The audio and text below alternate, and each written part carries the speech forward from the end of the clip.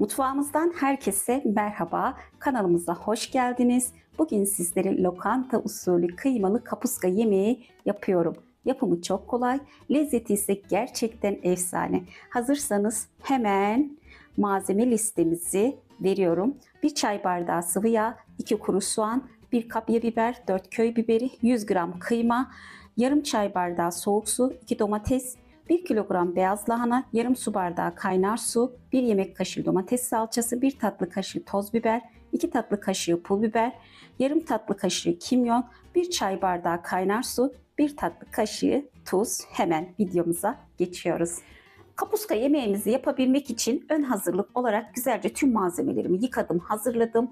Hemen lahanayla doğramaya başlayacağım işe arkadaşlar. Daha sonra kuru soğanımızı, biberimizi, domatesimizi, kapya biberimizi doğrayıp yemek aşamasına gidiyoruz. Ve hemen lahanalarımızı doğruyorum. Tabii ki yan kenara ılık bir su aldım. Lahananın sası kokusu gitsin diye arkadaşlar. Şöyle doğradıktan sonra ılık suyun içerisine alacağım ve hemen lahanalarımızı doğruyorum.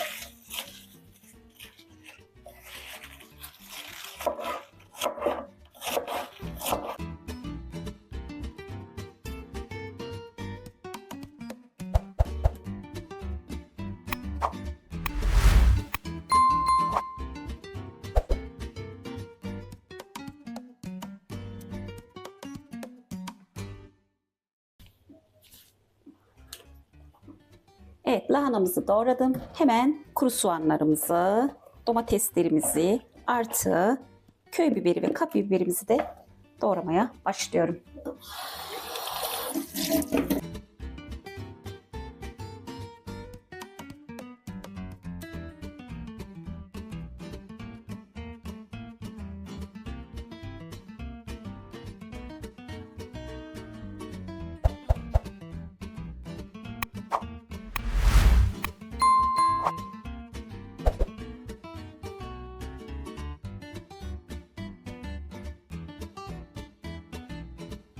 Yemeğimiz için tüm malzemeleri doğradım. Domatesimiz sulu olduğu için tahtada doğramayacağım şimdilik arkadaşlar. Şöyle görmüş olduğunuz gibi suyun içinde lahanamız, kuru soğanımızı doğradım, biberlerimizi doğradım. Doğru ocağın başına gidiyoruz. Yemeğimizi yapabilmek için şöyle tenceremi aldım, derin bir tencere aldım arkadaşlar. Hemen kuru soğanımızı içerisine aldım. 1 çay bardağına yakında zeytinyağı ilave ediyorum. İsteyen sıvı yağ da ilave edebilir arkadaşlar. Ve güzelce iyice kavuruyoruz. İlk aşamamız soğanlarımızın aromasının yağ çıkabilmesi için güzelce kavurmamız gerekiyor.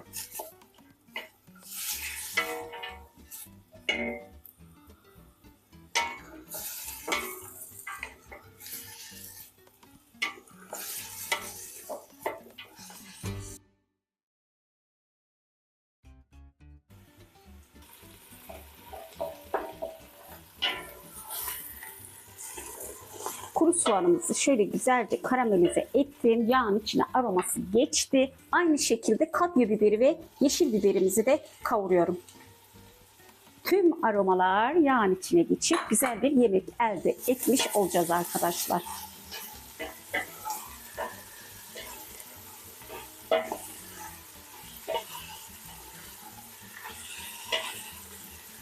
Tabii ki bu kavurma aşamasında kapağını kapatıp buharıyla tüm aromaların yine yumuşayıp içine geçmesini sağlayacağım. O şekilde ara ara karıştıracağım arkadaşlar. Tekrar biberlerimizi de kavurduktan sonra geliyorum.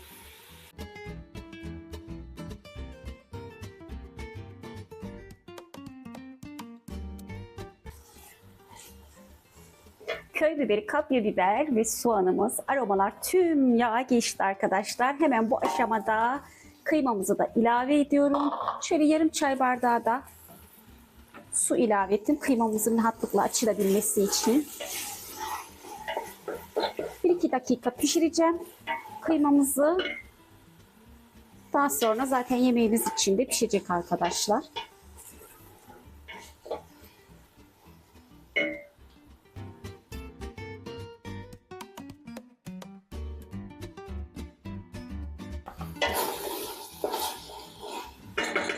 Kıymamızın renginin dönmesi yeterli. Hemen lahanalarımızı alıyorum.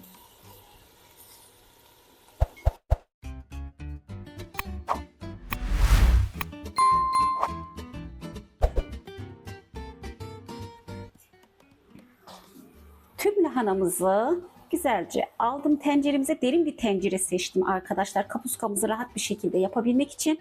Şimdi kapağını kapatacağım. Güzelce orta ateşten daha az ateşimizin altını, yani ocağımızın altını kısacağım ve lahanamızın sönmesini ve suyunun gidip yumuşayıp yumuşamamasına bakacağım. Ona göre su ekleyeceğim arkadaşlar.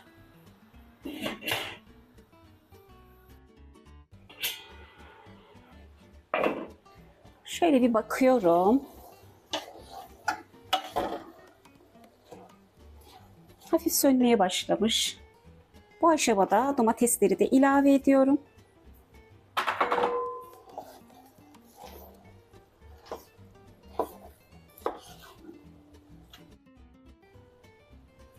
Ve pişmesini bekliyorum.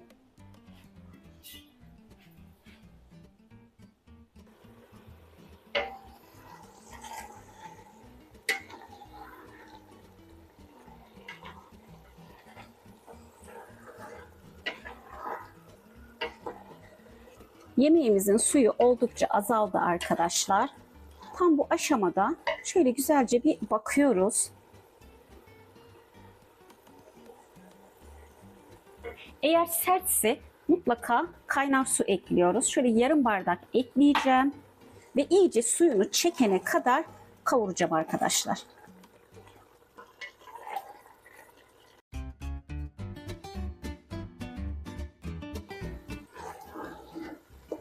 Şöyle suyunu güzelce çekti. Hemen salçamızı da ilave edip salçamızı da kavuruyorum. 25-30 dakikada doğrama şeklimize göre pişiyor arkadaşlar. Kalınsa 35 dakika, ince ise 25-30 dakikada pişiyor lahanamız. Ve şöyle salçamızı da güzelce kavuruyorum.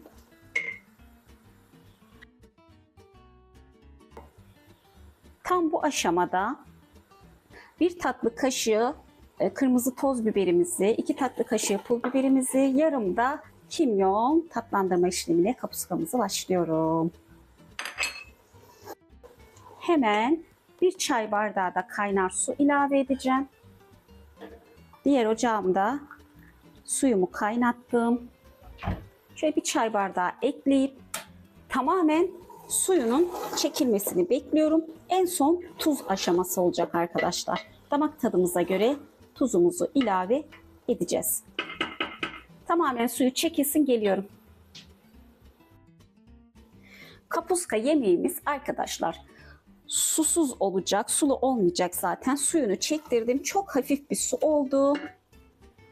Hemen şöyle şimdilik bir tatlı kaşığı tuz ilave ediyorum. Tuzunuzu damak tadınıza göre ayarlayabilirsiniz. Şöyle bir karıştırıyorum ve ocağımızı kapatıp servis aşamasına gidiyorum. Fakat şöyle bir 15 dakika falan dinlendireceğim.